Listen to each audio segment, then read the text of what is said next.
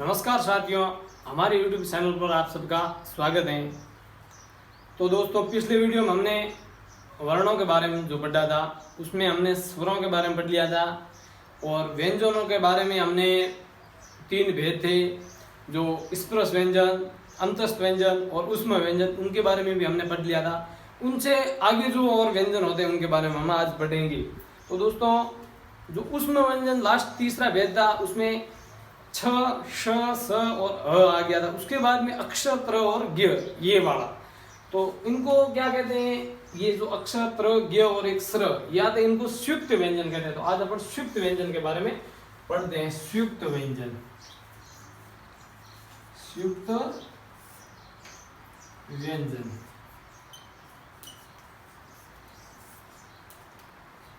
संयुक्त व्यंजन मतलब ये जो व्यंजन दो भिन्न व्यंजनों के योग से बनते हैं, यानी ये संयुक्त व्यंजन है जिसमें दो भिन्न व्यंजन होते हैं, उनके योग से जो व्यंजन बनते हैं, जो वर्ण बनते हैं, उनको संयुक्त व्यंजन कहते हैं। यानी जो व्यंजन दो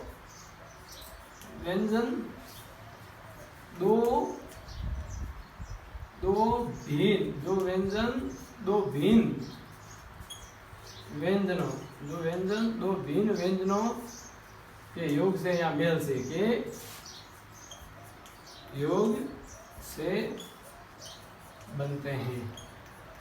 जो व्यंजन दो भिन्न व्यंजनों के योग से बनते हैं उसे क्या कहते हैं? उसे संयुक्त व्यंजन कहते हैं। संयुक्त व्यंजन अक्षर, त्र, ज्ञ और एक स्र, श्रमिक वाला स्र भी शामिल है। इसमें होता है एक तो अक्षर, एक त्र, एक ज्ञ और एक ये स्र, ये चारों संयुक्त व्यंजन की श्रेणी में आते हैं। अक्षर को कैसे? अक्षर में क, अलंत, धन, स, ये हो गया। क और धन स के मेल से अक्षर बनता है, जिससे अपन इनका जैसे शब्द बनाते हैं, कक्षा या कक्ष, जो भी है, ये शब्द इनसे बनते हैं। अब दूसरा है तर। तो ये किन दो भिन्न व्यंजनों के योग से बनता है? इसमें त आता है, त के अलग लगा देना, धन, र, ये बन गया तर। जैसे चित्र है, पत्र है, चरित्र है, ये ऐसे शब्द अपन बना सकते हैं। अभी तीसरा है वो है ज्ञ। ज्ञ बनता है वो ज, अलंत, धन, अण, इनके दोनों भिन्न व्यंजनों के योग से बनता है, जिसका अपन ज्ञात है, ज्ञानी है, ज्ञान है, ऐसे अपन कई शब्द बना सकते हैं। और सोता है वो है स्र। तो ये स्र किन भिन्न व्यंजनों के योग से बना है? इसमें छ, धन, र, ये इन दो शब्दों, ये दो वर्णों, जो भिन्न वर्ण है, व्यंजन है, इनके योग से बना है। स्र का अपन शब्द लिखते हैं, जैसे श्रम है, श्रद्धा है, ऐसे श्रमिक है, जो भी अपन ऐसे शब्द बना सकते हैं। तो दोस्तों, ये था संयुक्त व्यंजन, यानी दो भिन्न जो व्यंजन होते हैं उनका जो मेल होता है, योग होता है, उनसे जो व्यंजन बनते हैं उनको संयुक्त व्यंजन कहते हैं।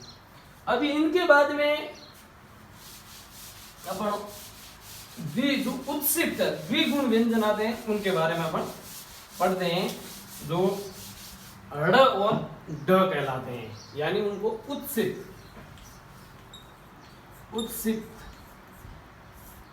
या द्विगुण व्यंजन कहते हैं। द्विगुण, उत्सित या द्विगुण व्यंजन, यानी ये कैसे व्यंजन होते हैं?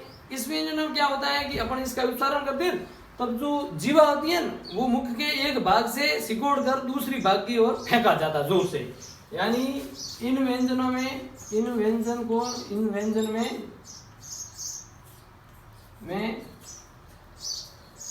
मुख में जीवा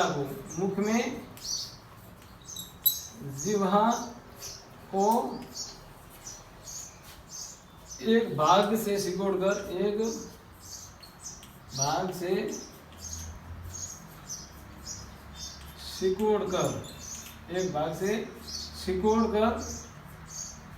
दूसरी ओर जोर से फेंका जाता है। दूसरी ओर एक भाग से सिकोड़कर दूसरे भाग की ओर जोर से फेंका जाता है। जोर से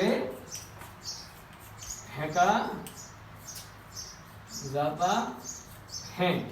वहां कौन सा व्यंजन होगा? उत्सिप्त या द्विगुण व्यंजन होता है। यानी इसमें अपन इसका उच्चारण करते हैं तब जो जीवा होती है ना वो मुख के एक भाग से सिकुड़कर उसको दूसरी भाग की ओर जोर से फेंका जाता है। उसके ये एक तो होता है ड और एक होता है अंड।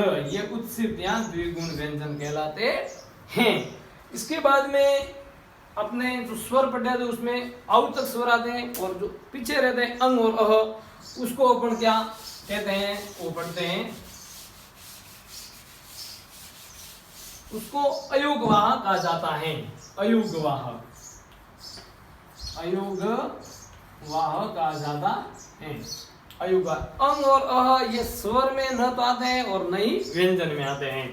ये अ के मेल से इसका जो उच्चारण ध्वनि बनती है वो अ के मेल से बनती है। अयोगवाह कौन से होते हैं? एक होता है अंग जिसको अनुनासिकीय मतलब इसको अनुस्वार कहते हैं। अनुस्वार, अनुस्वार सिर्फ इस बिंदु को अनुस्वार कहते हैं, लेकिन इसकी ये जो संदन मात्रा आ जाती है तो इसको अनुनासिकीय कहते हैं। अनुनासिकीय, इसको अनुनासिकीय कहते हैं। ये सिर्फ बिंदु आती है अंग पर, इसको ये म और न के योग से बनते हैं।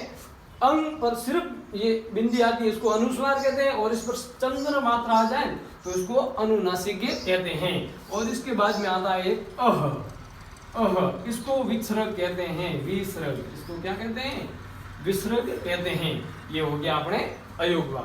तो दोस्तों हमने आज वर्णों के जो भी भेद थे, कितने वर्ण थे वो पूरे पढ़ लिए हैं। और अभी मैं आपको शॉर्ट में पूरा बता देता हूँ।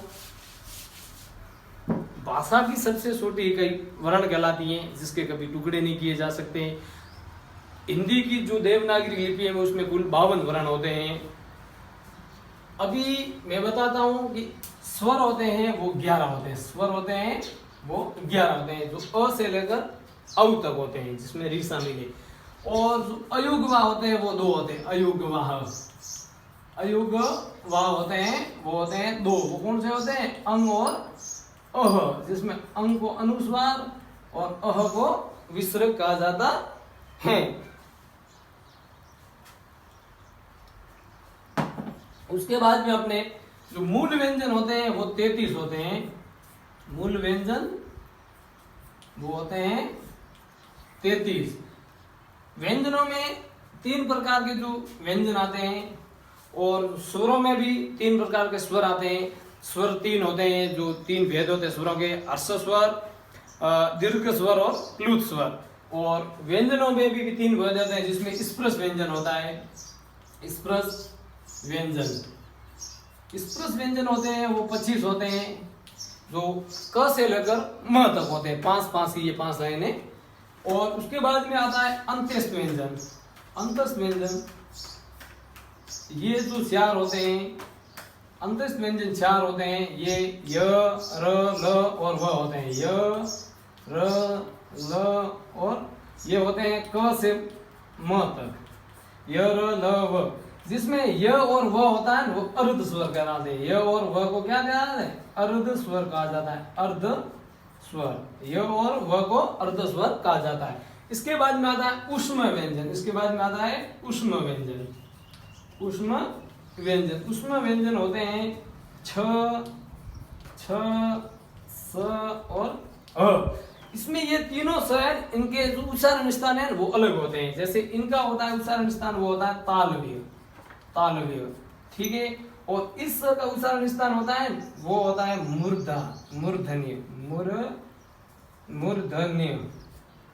और जो ये स है इसका उच्चारण स्थान होता है वो होता है दंतव्य, दंतव्य। ये इन तीनों स्वर के अलग अलग उच्चारण स्थान होते हैं। उसके बाद में अपन जो संयुक्त व्यंजन आते हैं वो हमने पढ़ लिए। संयुक्त व्यंजन, संयुक्त व्यंजन वो होते हैं 4। संयुक्त व्यंजन कितने होते हैं? 4 होते हैं। ये भी 4 होते हैं। संयुक्त व्यंजन भी 4 होते हैं जो अक्ष, तर, ज्ञ और सर। ये उसके बाद में जो उत्सिप्त या द्विगुण व्यंजन आते हैं। उत्सिप्त, उत्सिप्त या द्विगुण व्यंजन, द्विगुण ये भी 2 होते हैं। ये होते हैं एक तो ड होता है और एक ड होता है। ये तो दोस्तों ये आप आज की अपनी क्लास थी जिसमें हमने वर्णों के बारे में पूरा बता दिया है, कितने थे क्या थे। तो दोस्तों वीडियो अच्छा लगे तो लाइक करें, सब्सक्राइब करें, शेयर करें और आगे हम वीडियो और लेकर आते रहेंगे।